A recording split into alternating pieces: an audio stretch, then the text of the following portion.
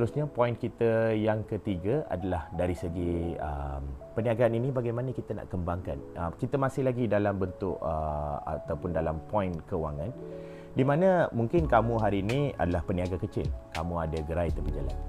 Tapi lama kelamaan mungkin kamu nak buka restoran, kamu nak ada kedai kamu sendiri, kamu ada shop lot kamu sendiri dan sebagainya.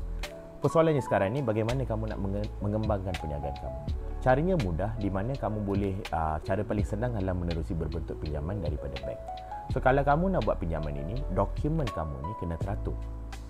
So sekarang ni, kalau kamu nak buat pinjaman daripada bank, kita kena tahu ya, kalau kamu beli kereta, kalau kamu tak bayar dia akan tarik kereta tu. Kalau kamu beli rumah, kalau kamu tak bayar rumah tu boleh kena lelong.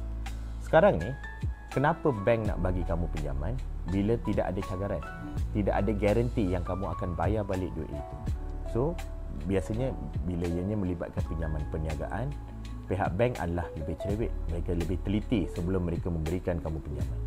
So dalam situasi yang sedemikian, adalah lebih baik dokumen kamu ini adalah teratur. So bila kamu ada akaun perbankan yang macam kita sebut tadi tu, bila perbelanjaan kamu ni, duit keluar masuk teratur, semua cukup cantik, semua tersusun, maka peluang kamu untuk mendapatkan pinjaman daripada bank adalah lebih cerah.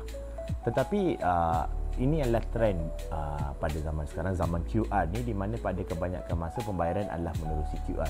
So bila dia menerusi QR, duit ni masuk kepada akaun perniagaan kamu atau akaun syarikat kamu, akaun current tu, maka kamu tak perlu risau sebab duit yang masuk tu kamu boleh track. Tetapi bagaimana dengan perbelanjaan ataupun duit-duit yang kamu dapat secara cash, duit-duit yang masuk secara tunai? So yang ini kamu kena tunjukkan kira-kira. Kamu tak boleh sebut, oh saya dapat perbelanjaan cash banyak ni, saya dapat duit keuntungan cash sebanyak-banyak ni. Tak boleh. So apa yang kamu perlu buat, ini kita kena ada disiplin sedikit lah. So bila kamu dapat duit cash, mungkin untuk minggu ni kamu dapat dalam lingkungan 2,000 ke 3,000, duit ini kamu kena banking balik ke dalam akaun current kamu itu. Sebab bila kamu banking duit tersebut ke dalam akaun current itu, ianya boleh menunjukkan ini adalah duit keuntungan syarikat. Dan kita kena perlu buat secara konsisten. Apa yang ramai orang buat adalah, kalau nak apply loan sebulan 2 bulan tu dia akan buat lah. Lepas dah dapat loan ataupun lagi awal sebelum dia dapat loan tu, dia tak akan buat. Sebab mereka berpendapat sebulan 2 bulan dah mencukupi. Sebenarnya tidak. Sebab mungkin kamu dah dapat loan kecil, mungkin perniagaan kamu ni kamu nak tambah branch, kamu nak buat perniagaan lagi.